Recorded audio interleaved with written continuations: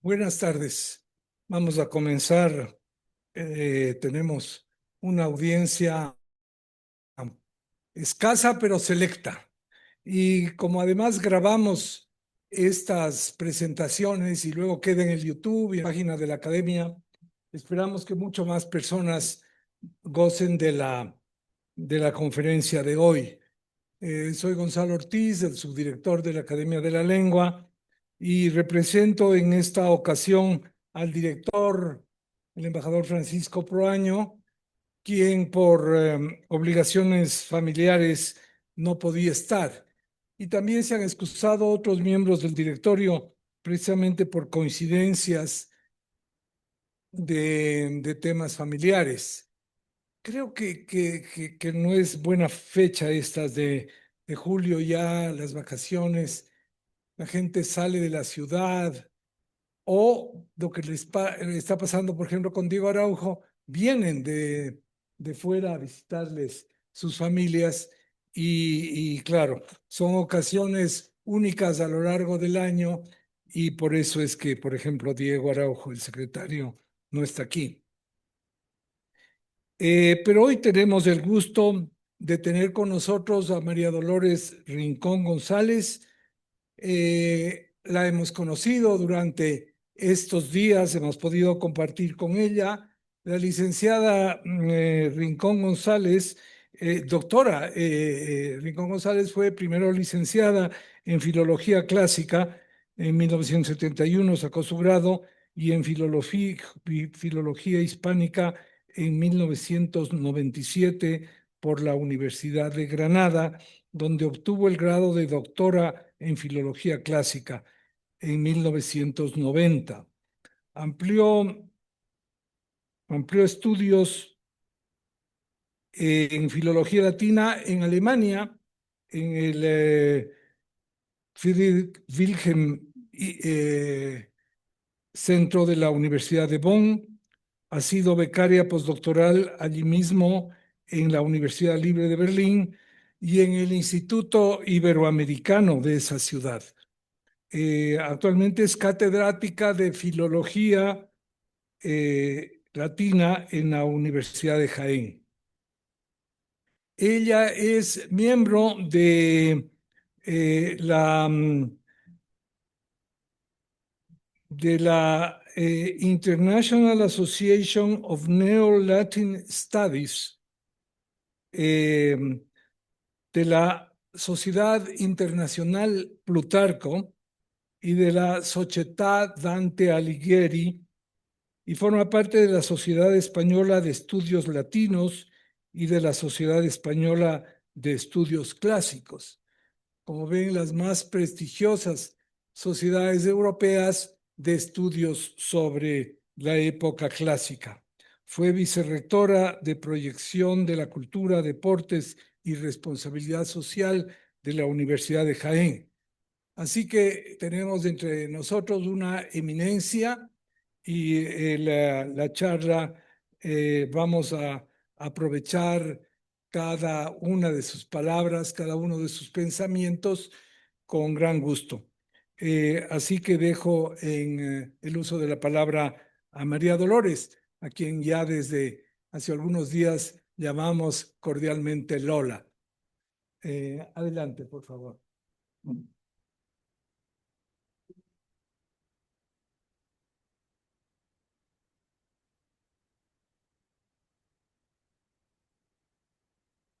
Buenas tardes.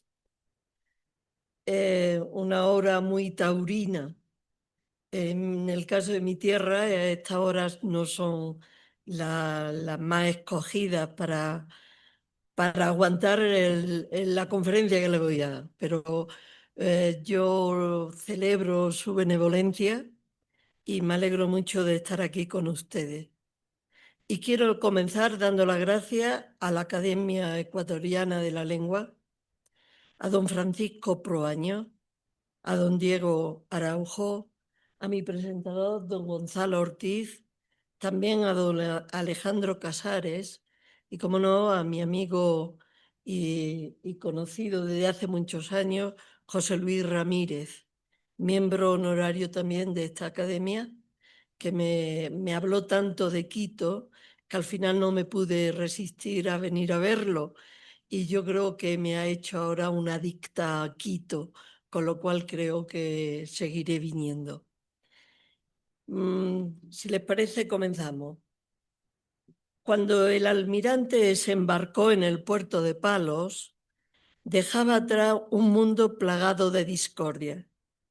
Él había recorrido algunos reinos buscando patrocinio y había podido comprobar las guerras, las crueles y terroríficas guerras seculares entre cristianos. Había sentido la corrupción de las cortes, había oído del ambiente romano que rodeaba al Papa y había escuchado historias tremendas del pontífice mismo y de sus cardenales. Los estragos de la codicia y los desatinos del poder los había sentido desde muy cerca. Hacía tiempo que hombres de letras, intelectuales y teólogos, miembros de órdenes religiosas, creyentes sinceros, se lamentaban y denunciaban una situación decadente, corrompida y muy alejada de la enseñanza evangélica. Desde púlpitos y cátedras, plazas y consejo, se reclamaba la vuelta a la sencillez del Evangelio. Se percibía a los europeos como seres decadentes y corruptos. De manera muy generalizada, los humanistas, con una gran confianza en la capacidad del hombre cuando se deja conducir por la razón, oponían al deterioro moral de la sociedad la necesidad de una renovatio, es decir, el surgimiento de un hombre nuevo que no estuviese contaminado por la corrupción europea. Este ideal supone una actitud constatable a lo largo del siglo XV y, por supuesto, a comienzos del XVI. Y esto se puede ver a través de los escritos de autores tan distintos como Poggio Borrocciolini, Lorenzo Valla, Leonardo Bruni, Pico della Mirandola, Marsilio Ficino, Savonarola, Erasmo de Rotterdam, Tomás Moro y un largo etcétera. Una actitud que desembocaría en el primer cuarto del siglo XVI en un enfrentamiento que, mezclado con razones políticas y territoriales, sumiría a Europa en terribles guerras de religión. En la época del almirante se buscaba con fervor, se anhelaba, se soñaba con un mundo puro e inocente, con un hombre nuevo o renovado, con tierra y cielos nuevos. Y comenzó a recuperarse un sueño diurno que oteaba en un lugar lejano y futuro una sociedad feliz y armoniosa. Y sabios y poetas retomaron los ideales clásicos de hombres justos y felices y el sueño de un lugar inexistente pero posible. Aquellos hombres del siglo XV sabían que no fueron los primeros europeos en soñar tal sueño y reinterpretaron el mito de los antiguos habitantes del Mediterráneo, mar predecesor de América, como lo denominaba Enrique Zureña. Los mitos forman parte de la esencia de la humanidad. Los símbolos nunca desaparecen. El mundo de los símbolos es un componente primordial del conocimiento humano. Aludir al mito es recordarlo a quienes lo han olvidado o a quienes lo desdeñan. El mito del paraíso perdido, de la Edad de Oro, el mito de la Atlántida hundida, han estado presentes en todos los resquicios del planeta de una u otra forma. Han estado presentes en todas las épocas, con trajes adaptados al momento. El hombre es la criatura que habla y piensa, y la criatura capaz de soñar despierta. En Sumer, en donde dicen que nació la historia, alguien escribió: En otro tiempo hubo una época en que no había serpiente ni escorpión, no había hiena, no había león, no había perro salvaje ni lobo, no había miedo ni terror. El hombre no tenía rival. Para muchos existió un tiempo feliz, una edad de oro que progresivamente fue borrando la decadencia moral del hombre. Desde antiguo los humanos se han sentido como unos seres venidos a menos, como seres arrojados de una edad y un lugar dorado. Y los sacó Jehová del huerto del Edén, para que labrase la tierra de que fue tomado. Echó pues fuera al hombre y puso al oriente del huerto del Edén querubines y una espada encendida que se revolvía por todos lados para guardar el camino del árbol de la vida. Esto lo leemos en el libro canónico que habla a los creyentes sobre el origen del mundo. De un tiempo feliz, de un mito espacio en armonía con la naturaleza, los hombres se fueron degradando moralmente y llegaron a convertirse en una generación de hierro. Aquella que cantaba Hesiodo, el poeta de los trabajos y los días, el que explicó con nostalgia y con tristeza la sucesión y decadencia de la raza sucesiva.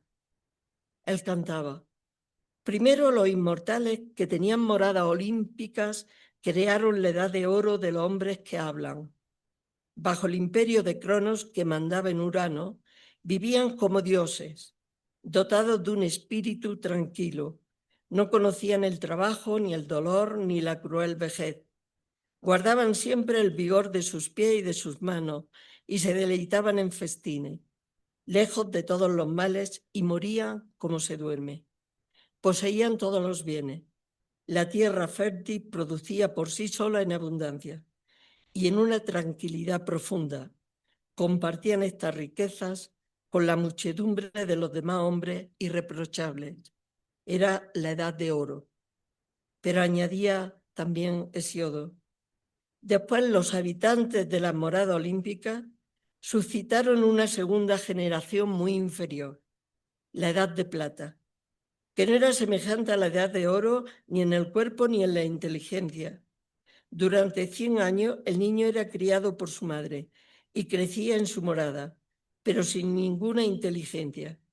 Y cuando había alcanzado la adolescencia y el término de la pubertad, vivía muy poco tiempo, abrumado de dolores a causa de la estupidez, pues los hombres no podían abstenerse entre ellos de la injuriosa iniquidad y no querían honrar a los dioses ni sacrificar en los altares sagrados de los bienaventurados. Y Zeus, el hijo de Cronos, irritado, los absorbió porque no honraban a los dioses que habitaban el Olimpo. Y se pasa a otra edad, la edad de bronce. Entonces hizo surgir una tercera raza de hombres parlantes, la edad de bronce, muy desemejante a la edad de plata. Al igual que fresno, violento y robusto, estos hombres no se preocupaban sino de injurias y de los trabajos lamentables de la guerra. No comían trigo, eran feroces y tenían el corazón duro como el acero. Era grande su fuerza y sus manos inevitables se alargaban desde los hombros. Y sus armas eran de bronce y sus moradas de bronce, y trabajaban el bronce porque aún no existía el oscuro hierro. Domeñándose entre sí con sus propias manos, descendieron a la morada amplia y helada del Hades, sin honores. La negra muerte los asió, a pesar de sus fuerzas maravillosas, y dejaron la espléndida luz del sol. Pero continúa degradándose las razas. Después de que la tierra hubo escondido esta generación, Zeus, el hijo de Cronos, suscitó otra divina raza de héroes, más justos y mejores, que fueron llamados semidioses en toda la tierra por la generación presente.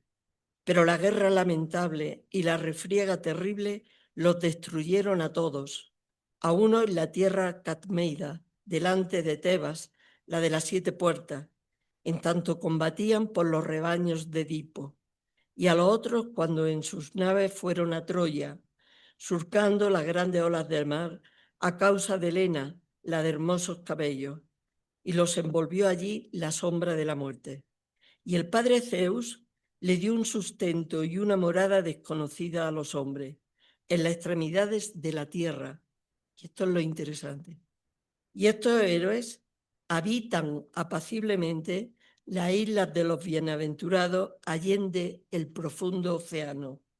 Y allí 3 veces por año le da la tierra sus frutos. Ahora es la edad de hierro. Los hombres no cesarán de estar abrumados de trabajo y de miseria durante el día, ni de ser corrompidos durante la noche, y los dioses le prodigarán amargas inquietudes. Entre tanto, los bienes se mezclarán con los males. El malo ultrajará al mejor con palabras engañosas y perjurará. El detestable celo, que se regocija de los males, perseguirá a todos los míseros hombres. Entonces, volando de la anchurosa tierra hacia lo limpio y abandonando al hombre, el pudor y la equidad, vestidos con traje blanco, se reunirán con la raza de los inmortales, y los dolores se quedarán entre los mortales y ya no habrá remedio para sus males.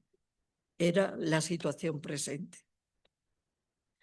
El apocalíptico poeta griego había mirado a su alrededor y constatado la edad de hierro. Desde entonces somos la generación férrea. Pero la constatación de la edad de hierro confirma también el círculo del retorno. Hesiodo como el latino Ovidio, lo que nos vienen a decir es que la riqueza genera la codicia y está todas las caras de la corrupción y todas las variedades del mal. Eso mismo era lo que entrevió Pedro Mártir al comienzo de su De Orbe Novo, que luego después leeremos. Como también relata el Génesis, la inocencia inicial abandonó la tierra y el ser humano se sintió infeliz y desvalido. Aquel sentimiento de infelicidad ha sido siempre el punto de fuga desde el que la imaginación se dispara hacia distintos ámbitos para buscar un lugar en donde asentar la esperanza. La cruda realidad contemporánea se soporta mejor al abrigo de la idea de un hombre ideal y su residencia perfecta en la tierra. Hemos necesitado creerlo y los poetas de todos los tiempos han inventado la existencia remota de un lugar habitado por semidioses y seres felices. Ahí está la leyenda egipcia de Anubis, la última Thule, Brandán, la isla de los pájaros y la isla de las 7 ciudades, la corte del magnánimo Alcinó, la tierra de los libios o la isla de Siros que describió Ulises. Dice, en la Odisea se lee, hay una isla llamada Siros, no sé si la conoces de oída, por cima de Ortigia, donde el sol da la vuelta. No excesivamente populosa, pero es buena. Cría buenos pastos y buenos animales. Abunda en vino y en trigo. La pobreza jamás acerca al pueblo y las odiosas enfermedades tampoco rondan a los mortales. También los filósofos especularon con aquella posibilidad y Platón fundó en la imaginación de todos y en todos los tiempos, un imperio hundido en el océano, al otro lado de las columnas de Hércules, al que llamó Atlántida.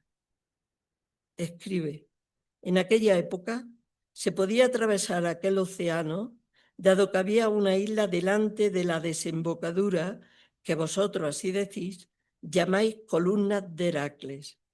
Esta isla era mayor que Libia y Asia juntas, y de ella los de entonces podían pasar a la otra isla y a las islas y de esa isla a la tierra firme que se encontraba frente a ellas y rodeaba el océano auténtico, puesto que lo que quedaba dentro de la desembocadura que mencionamos parecía una bahía con un ingreso estrecho. En realidad era mar y la región que lo rodeaba totalmente podría ser llamada con absoluta corrección tierra firme. En dicha isla, Atlántida, había surgido una confederación de reyes grande y maravillosa que gobernaba sobre ella y muchas otras islas. Homero, Hesiodo, el Génesis, Platón, todos nos han dado los puntos cardinales del lugar en donde se asienta la Edad de Oro.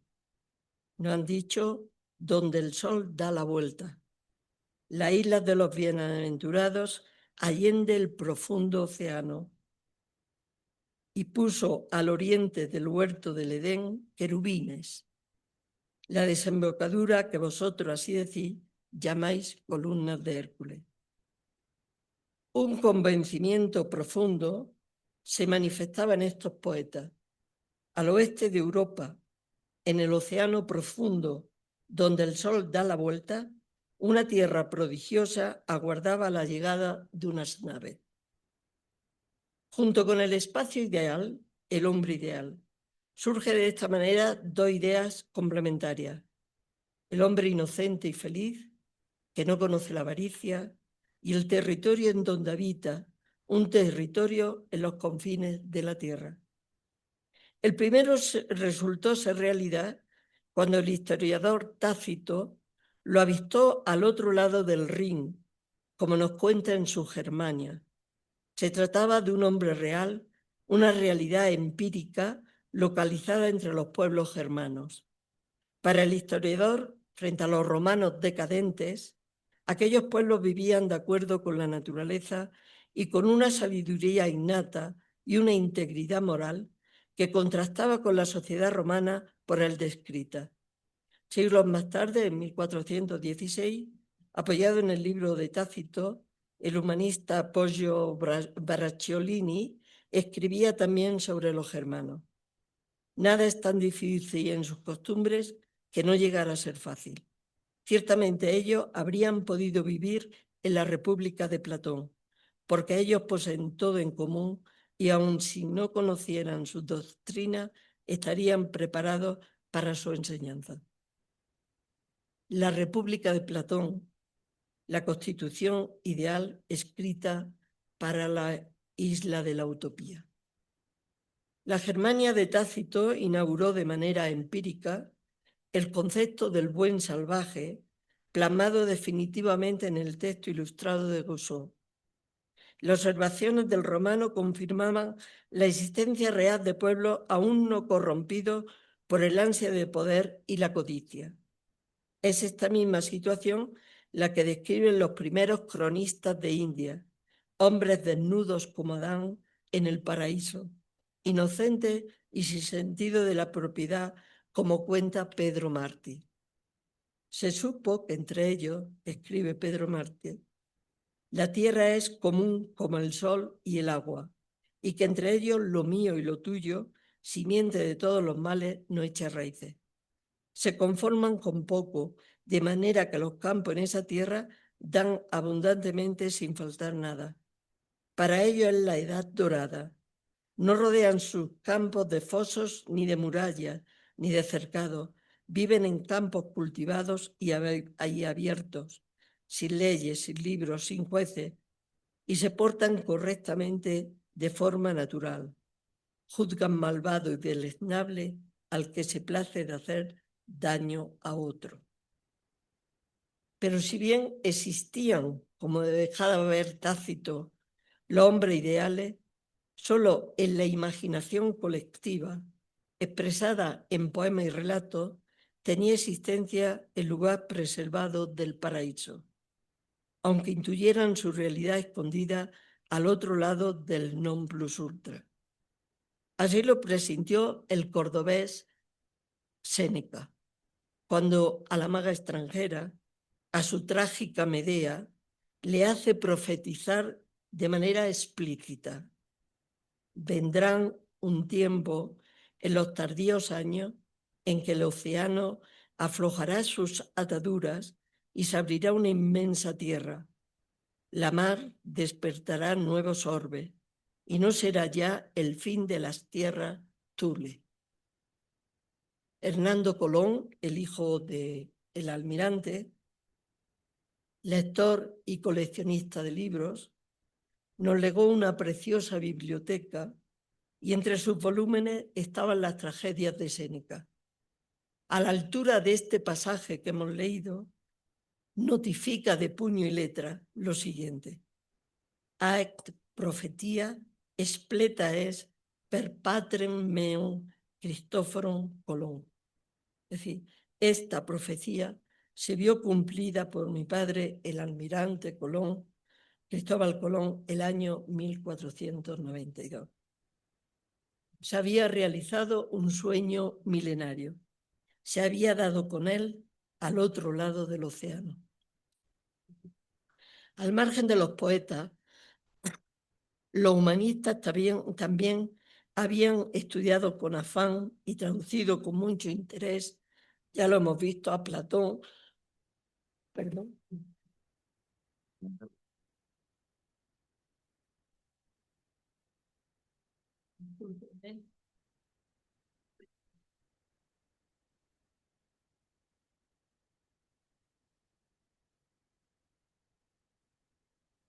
a Platón, Teopompo, Plutarco, Aristóteles, Ptolomeo, Estrabón.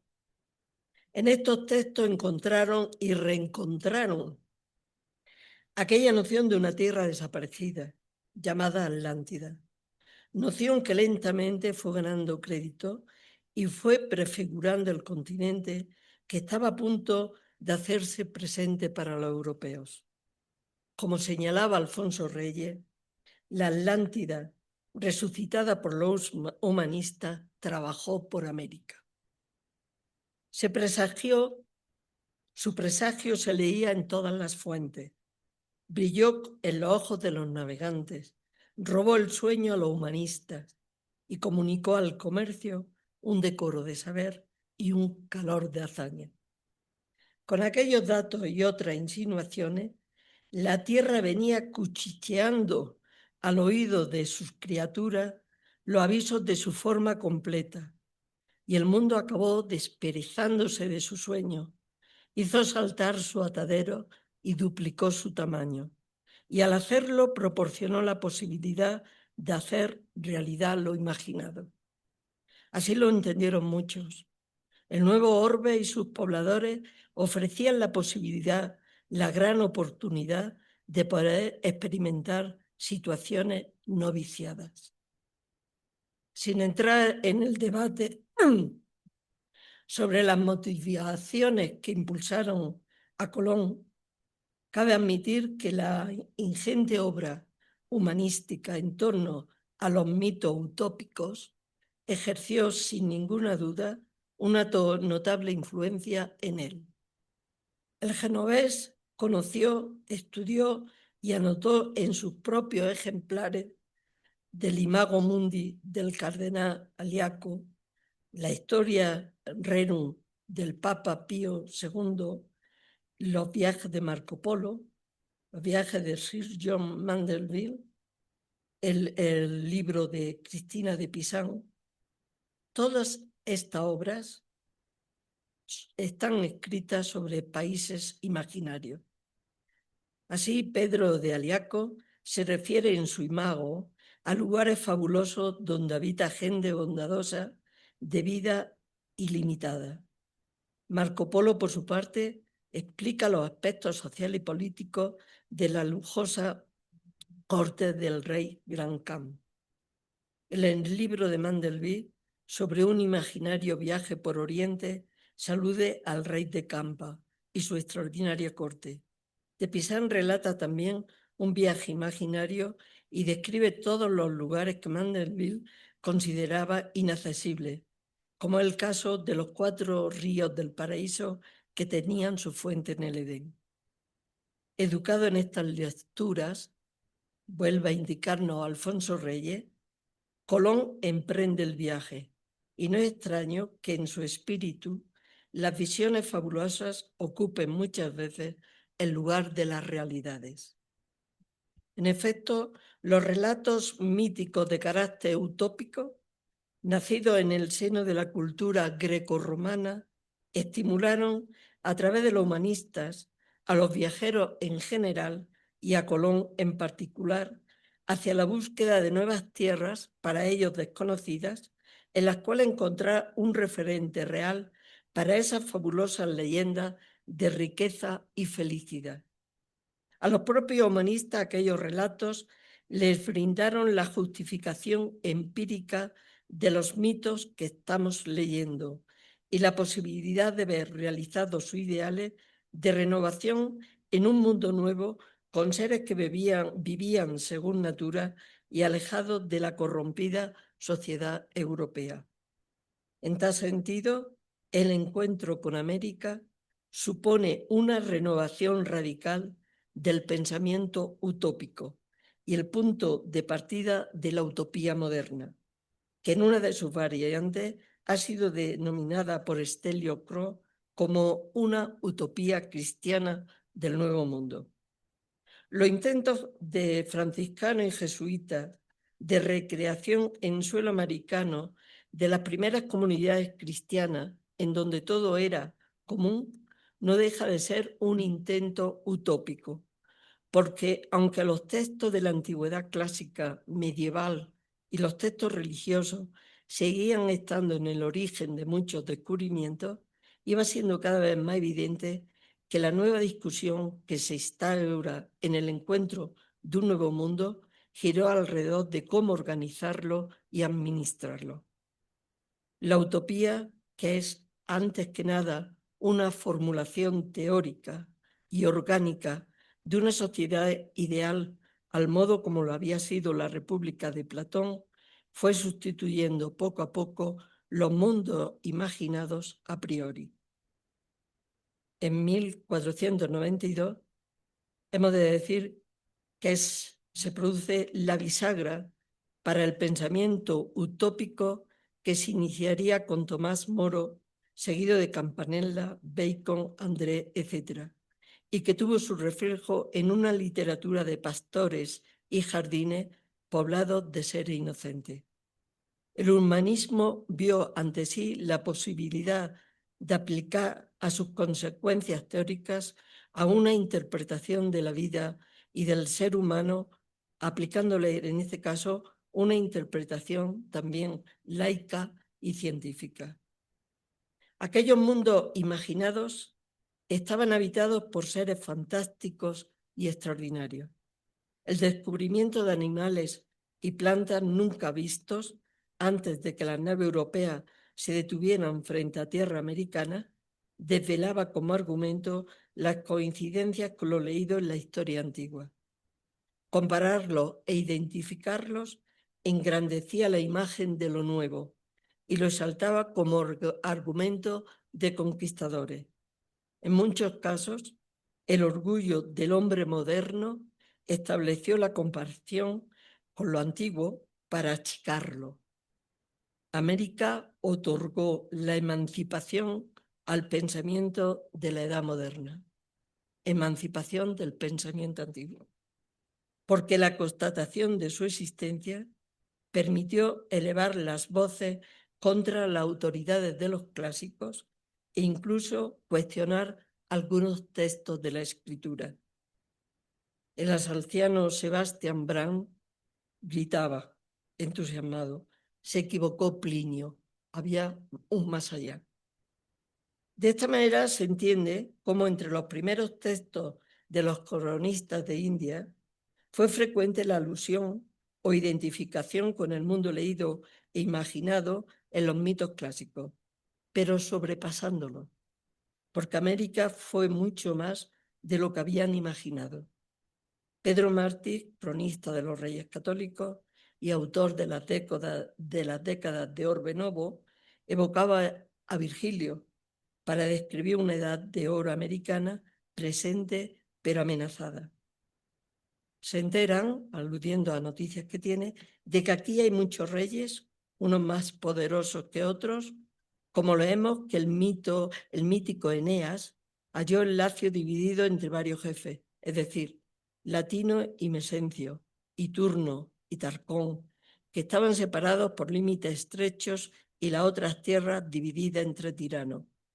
Pero yo pienso que nuestros indios de la Hispaniola son más felices que aquellos porque con que acepten la religión cristiana, porque desnudo, sin pesas ni medidas, sin el mortífero dinero, viviendo en la edad dorada, sin leyes ni jueces engañosos, sin libros, contentos del estado natural, pasan la vida sin preocuparse para nada del futuro, aunque también estos están atormentados por la ambición para mandar y se agotan mutuamente en la guerra.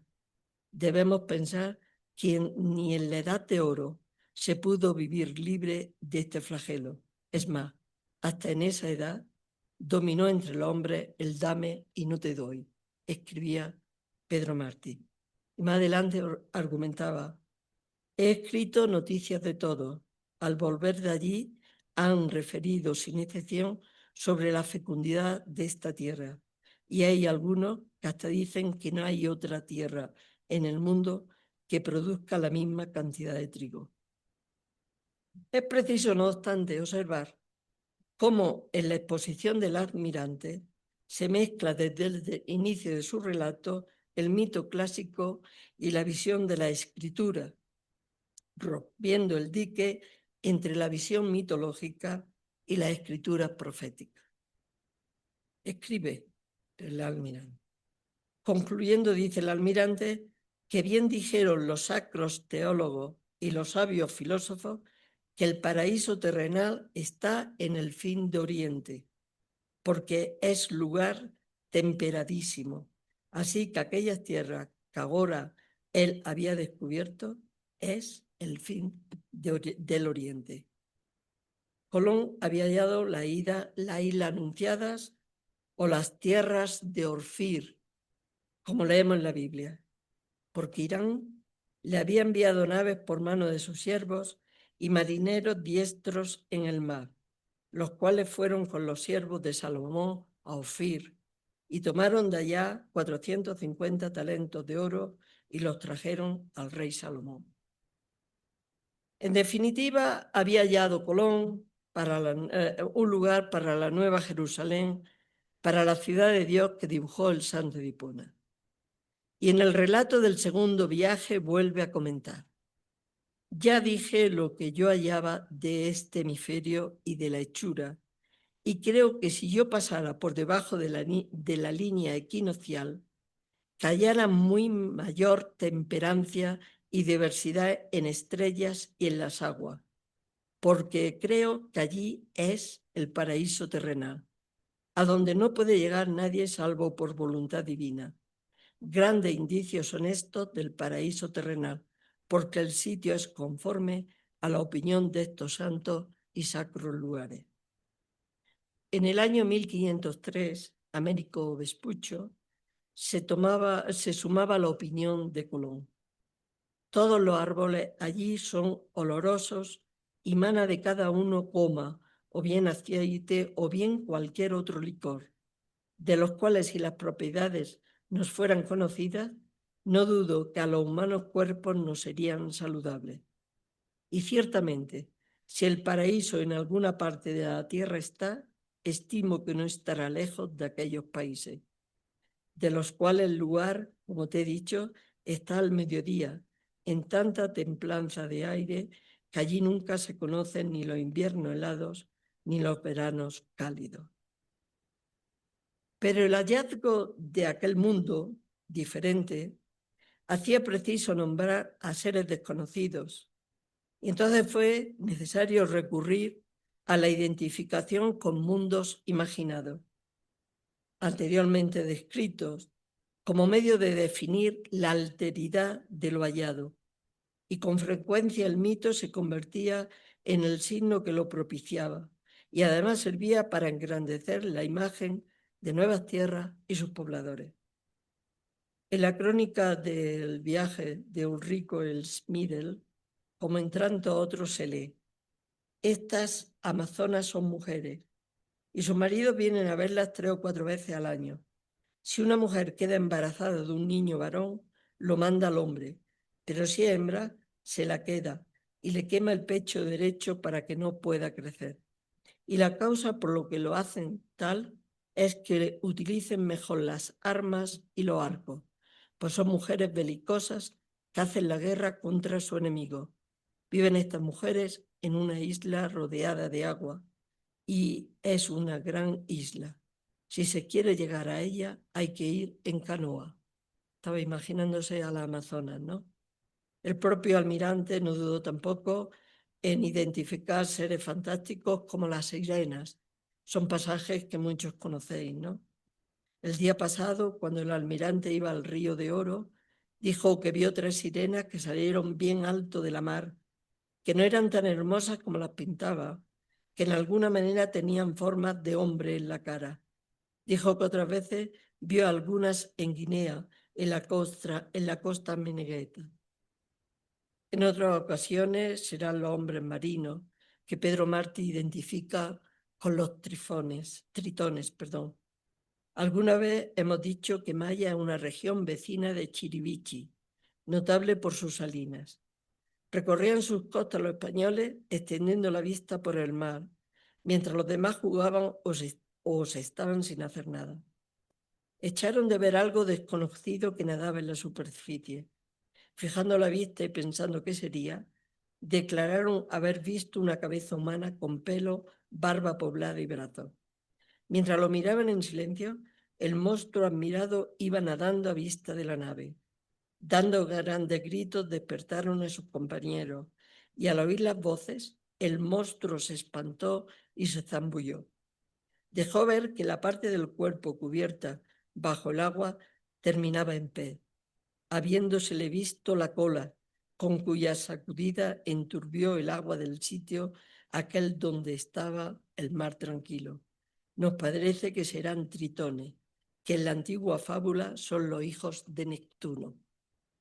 Y así el almirante describe la presencia de cíclopes, incluso habla en otros casos, de otra serie de seres fantásticos, ¿no?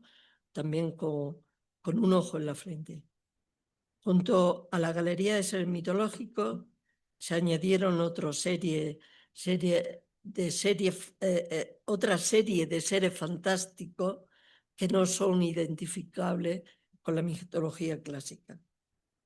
Podríamos seguir añadiendo gigantes, hombres con ojos en los hombros, culebras de 2 cabezas, cerdos con ombligo en la espalda o peces unicornio. La sorpresa del encuentro con lo desconocido, imaginado, operó una transformación inmensa en el lugar de donde partieron las naves. La alteridad americana propició una reflexión sobre otra posible opción y ofreció un campo de experimentación. Si como mundo imaginado la tierra ignota de América fue el sueño del Mediterráneo, tras conocerla, esa tierra ignota significó la posibilidad real de materializar el sueño. La necesidad de plasmarlo había sido el acicate de la búsqueda en territorios inéditos o extraños de su concreto emplazamiento. Territorios no solo identificados con el pasado, la famosa Edad de Oro, también con formas futuras de organización política o social. Por eso la utopía se pudo hacer objetiva en un paraíso terrenal americano. Y esos fueron los intentos de Vasco de Quiroga, de las Casas, de los jesuitas de Paraguay. El dios Jano, dios liminal de 2 caras, es metáfora del océano de los Atlantes, océano jánico que mira a Prometeo y contempla a Quetzalcóatl, mar, foso y puente que separa y une 2 continentes, que funde en uno a Quetzalcóatl con Prometeo y hace surgir a América en el lugar en donde los antiguos situaron la Atlántida. A partir de la Edad Moderna, la utopía se soportó desde el otro ángulo y el hombre hispanoamericano ha hecho un viaje de vuelta por la estela de sal y agua que dejaron los conquistadores cuando se acercaron a ella. Han navegado hacia el Mediterráneo, un mar imaginado, su mar predecesor, y penetrado en el útero de la utopía, para reencontrarse con los gestos que lo identifiquen. Con previo fervor y con una misteriosa lealtad, ha vuelto al lugar de la ensoñación, a la esfera en donde coexisten hechos reales y fantásticos. Ha expresado en palabras lo real maravilloso, pero le ha dado la vuelta al mito. Los héroes míticos no viven en el tiempo empírico. Es el tiempo empírico el que proporciona el realismo mágico que convierte al monstruo en héroe y hace de los reyes bestias cotidianas. La utopía no es un juego de imaginaciones pueriles. Es una de las mayores creaciones espirituales del Mediterráneo. Es la fe puesta en un mundo mejor.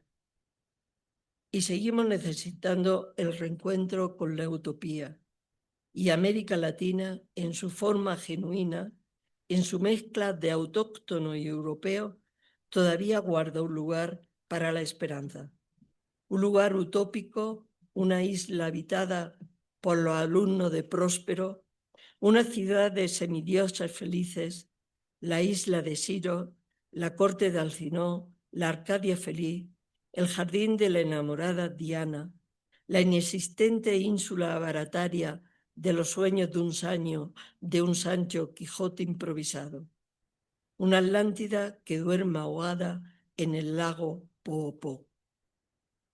América fue y debe ser la esperanza intuida de siglos antes de nuestra era, cuando un poeta cantó los trabajos y los días y explicó con nostalgia y con tristeza la sucesión y decadencia de la raza. Estas tierras estuvieron presagiadas, convivieron como idea con los hombres, que hace muchos siglos antes de tropezar con su existencia, construían ciudades y templos de mármol a orillas de aquel mar que se cerraba con una puerta abierta al océano. América estuvo imaginada como el paraíso perdido, la Atlántida hundida, las tierras hesiódicas en donde se instalaron los héroes de bronce rescatados. América sigue siendo el continente imaginado en donde queda un lugar maravilloso para la esperanza, la realidad inevitable que sale al encuentro. Me gustaría terminar con unas palabras del mexicano Alfonso Reyes. Decía, el trabajo estuvo bien compartido. Unos soñaron con el nuevo mundo, otros dieron con él, otros lo recorrieron y trazaron, otros lo bautizaron, otros lo conquistaron, otros los colonizaron y redujeron a la civilización europea, y otros lo hicieron independiente. Y desde esa independencia americana vuelve a encarnar la tierra soñada para muchos europeos. Muchas gracias.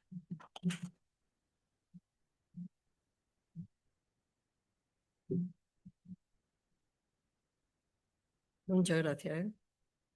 Bueno.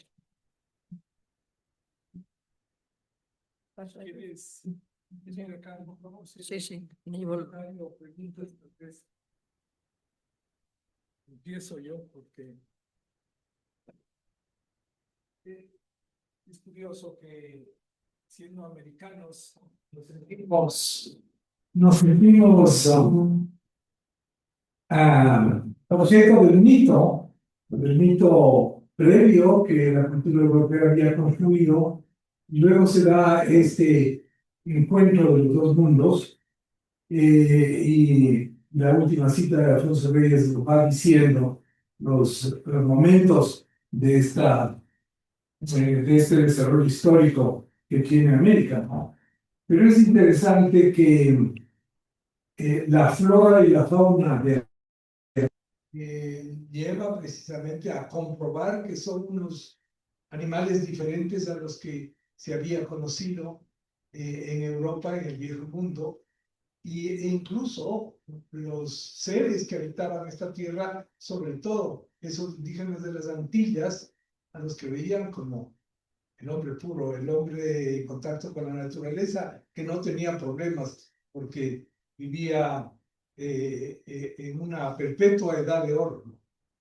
Lo que yo te quería preguntar, Lola, es respecto de si has estudiado algo, además de Alfonso Reyes, que es un idealista, si hay otros estudios en América o de autores americanos sobre esta supuesta edad de oro de los indígenas americanos, que luego van a ser colonizados y van a ser sometidos y van a ser explotados, en muchos casos por los colonizadores y por los descendientes de los colonizadores, ¿no?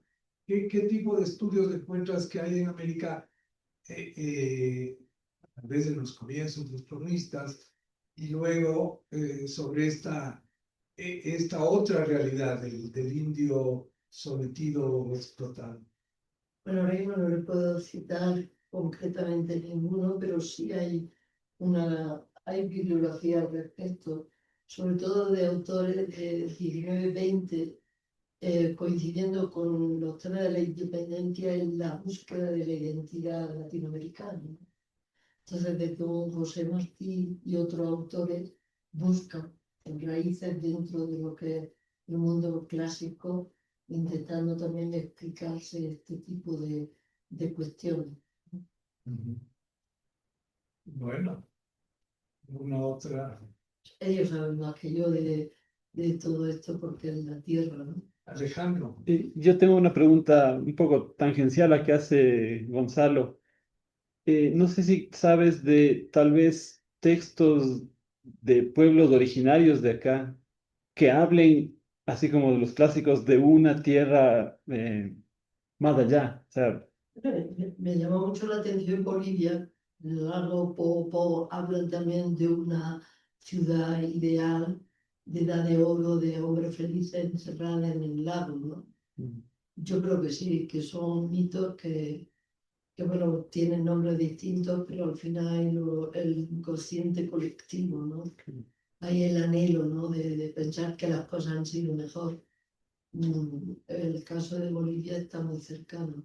No conozco si hay en otros sitios, pero creo que hay.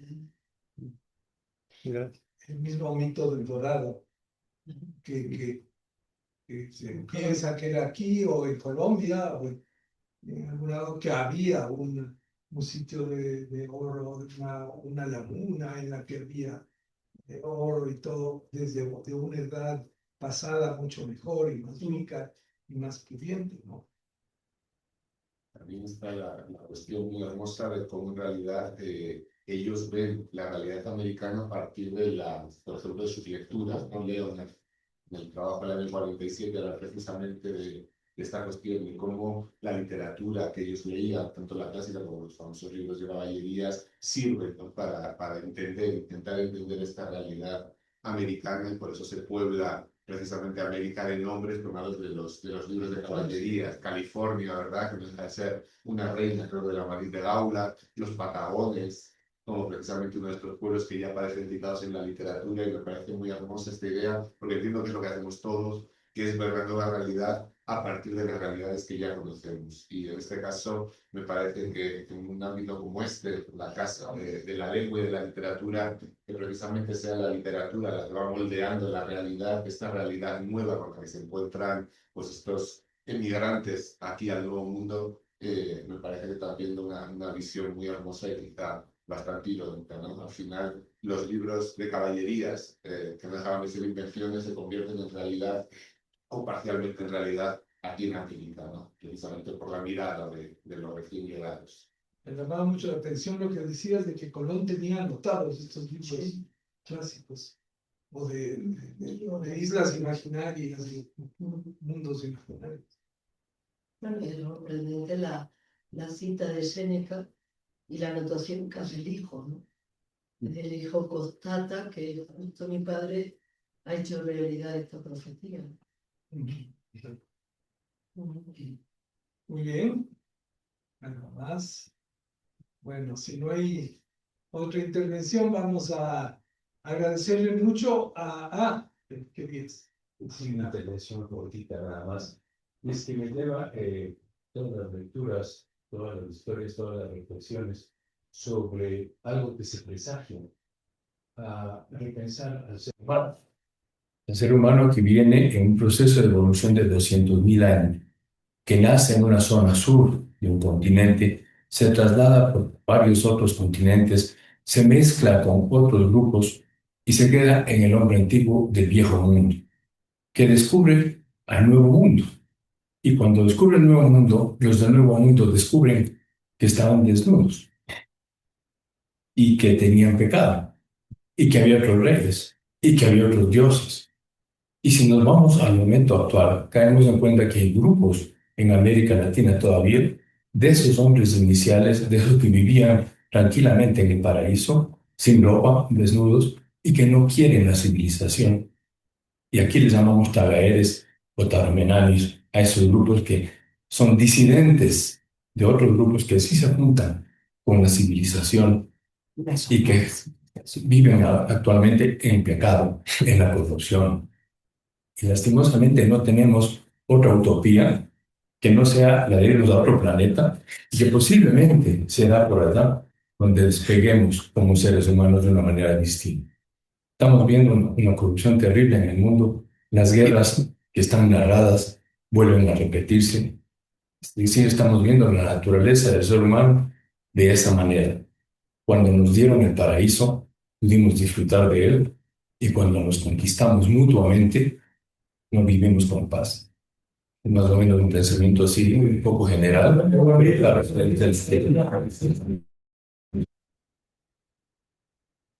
Muy bien, con esa nota tan bonita. Quería felicitar a María Dolores por su magnífica exposición y recordarle que todavía hay, a manera de leyendas, ciertos lugares en donde existe el oro, donde no llegaron los españoles. En una provincia sureña del Ecuador existen unos cuevas inaccesibles. Hasta hace pocos años acompañé a un grupo de Norteamérica que venían con todas las herramientas para llegar a esas cuevas y no lograron. Y ahí están, y ahí estarán, con el oro que dejaron los incas. Ese es otro de los mitos. Pero los navegantes, de las montañas impenetrables y míticas. Bueno, seguimos alimentando mitos. Lamentablemente, la política es demasiado pedestre y corrupta y nos hace caer de esos mitos a la realidad oscura y cotidiana. Pero bueno, les agradezco mucho su presencia y te agradecemos, María Dolores. José Luis, ¿viaja mañana? También, sí. Sí, viaja mañana, después de haber estado esta semana en Quito y de habernos nutrido con su sabiduría y con su amistad. Muchas gracias.